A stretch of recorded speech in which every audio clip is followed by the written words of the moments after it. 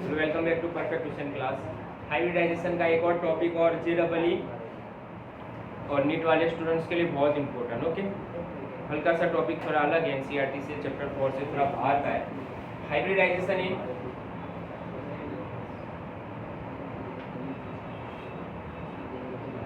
Free radical. अभी तुम्हारे लिए नया होगा फ्री रेडिकल, लेकिन सिंपल सा समझ लो। फ्री रेडिकल मतलब सेंट्रल एटम के पास एक इलेक्ट्रॉन पड़ा हुआ है अनपेयर्ड, जो अभी बॉन्डिंग में यूज नहीं है, समझना। फ्री रेडिकल किसे बोलेंगे? सेंट्रल एटम के पास एक इलेक्ट्रॉन पड़ा हुआ है जो बॉन्डिंग में यूज नहीं हो रहा। ओके, वही है फ्री रेडिकल्स। तो अब एग्जांपल ले रहे हैं, उसके अंदर तुम्हें हाइब्रिडाइजेशन निकालना है। अपनी मेथड यहाँ पर गलत हो जाएगी, कैलकुलेशन वाली मेथड। वो फॉर्मूला है ना, वो हल्की सी अलग होगी। 3 एग्जांपल ले रहे हैं, 3 एग्जांपल समझना।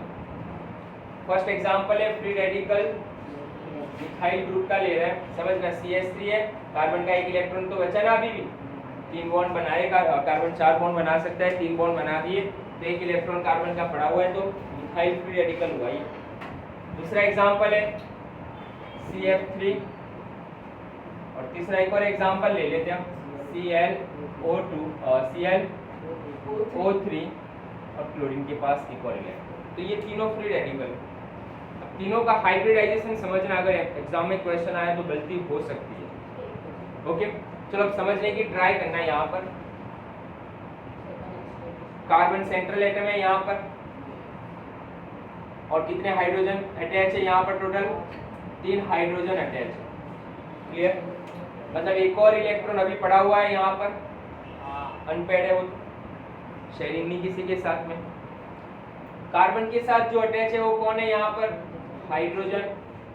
सिर्फ एक सिंपल सा स्टेटमेंट याद रखना, सेंट्रल एटम की इलेक्ट्रोनेगेटिविटी हाइड्रोजन से ज्यादा है। ओके, यहाँ पर क्या है? सेंट्रल एटम की इलेक्ट्रोनेगेटिविटी पर फोकस करेंगे। तो इसका डायग्राम इस तरह बन रहा है कुछ। चलो यहाँ पर आ जाओ। कार्बन यहाँ पर भी सेंटर के अंदर है, फ्लोरीन यहाँ पर भी है, और एक कार्बन के पास इलेक्ट्रॉन पड़ा हुआ है। ये दोनों की कंपैरिजन कर रहे हैं, समझना। बहुत बढ़िया क्वेश्चन है ये, और गलती करते हैं स्टूडेंट ज्यादातर इसमें। फर्स्ट, इसका हाइब्रिडाइजेशन टोटल कितने सिग्मा बॉन्ड यहाँ पर बन रहे हैं? चलो 3 सिग्मा बॉन्ड है, और ये जो फ्री इलेक्ट्रॉन है वो बॉन्ड के अंदर पार्टिसिपेट नहीं कर रहा। तो सिग्मा बॉन्ड कितने यहाँ पर?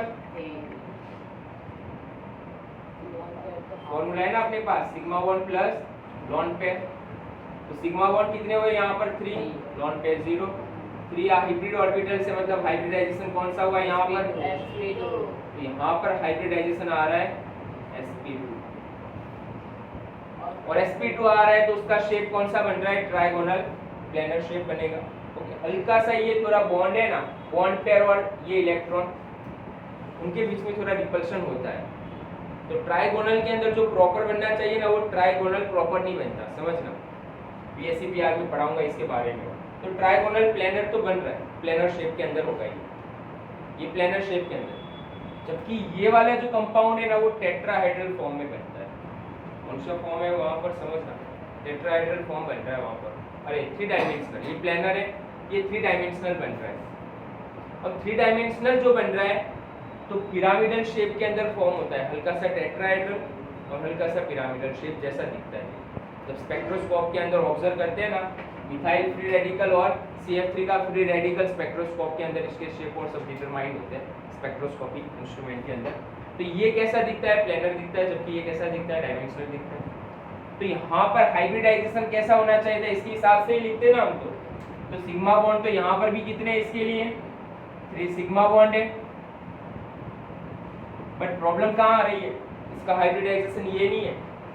यहाँ पर जो ये इलेक्ट्रॉन है, अब उसके बारे में समझना। कौन अटैच है इसके साथ? तो फ्लोरीन अटैच है, और फ्लोरीन की इलेक्ट्रोनेगेटिविटी ज्यादा है। फ्लोरीन की इलेक्ट्रोनेगेटिविटी ज्यादा है मतलब फ्लोरीन क्या करेगा? ये जो इलेक्ट्रॉन है ना लोन पेयर, उसे अपनी तरफ अट्रैक्ट कर रहा है, उसे अपनी तरफ अट्रैक्ट कर रहा है। मतलब एक और जियोमेट्री यहाँ पर जनरेट हो रही है ना, एक और जियोमेट्री यहाँ पर जनरेट हो रही है, बॉन्ड शेप बन रहा है, समझना यहाँ पर। और उसकी वजह से यहाँ पर हाइब्रिडाइजेशन कौन सा होगा? तो ये जो लोन पेयर है इसे काउंट करेंगे हम हाइब्रिडाइजेशन में। लोन पेयर जो है ना, पेयर नहीं है लेकिन लोन इलेक्ट्रॉन है ना, एक इलेक्ट्रॉन, उसे हाइब्रिडाइजेशन में काउंट करेंगे। कितने हुए? 4। तो हाइब्रिडाइजेशन कौन सा यहाँ पर? sp3। और शेप कौन सा? टेट्राहेड्रल पिरामिडल शेप में बनता है। शेप कौन सा? पिरामिडल शेप के अंदर बनेगा। अब पॉइंट समझना यहाँ पर ऐसा क्यों हुआ, और अगर ऐसा क्वेश्चन आ रहा है तो क्या।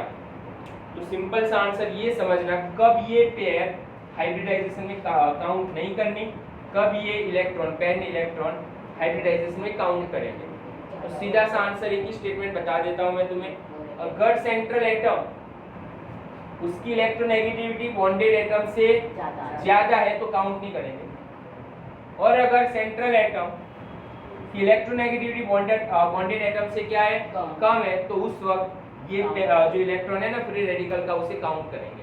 तो यहाँ पर हाइब्रिडाइजेशन sp3 आ रहा है, यहाँ पर sp2 आ रहा है। चलो इसका एग्जांपल ले लेते हैं। क्लोरीन है, क्लोरीन के आउटर मोस्ट में कितने हैं? 7 होते हैं।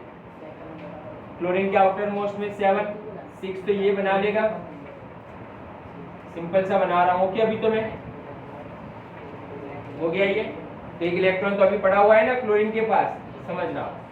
किसके इलेक्ट्रोनेगेटिविटी ज्यादा? ऑक्सीजन की ज्यादा। ऑक्सीजन की ज्यादा मतलब काउंट करोगे इसे? यस, काउंट करेंगे। तो चलो सिग्मा बॉन्ड कितने यहाँ पर टोटल? सिग्मा बॉन्ड 1 2 एंड 3, 3 पाए।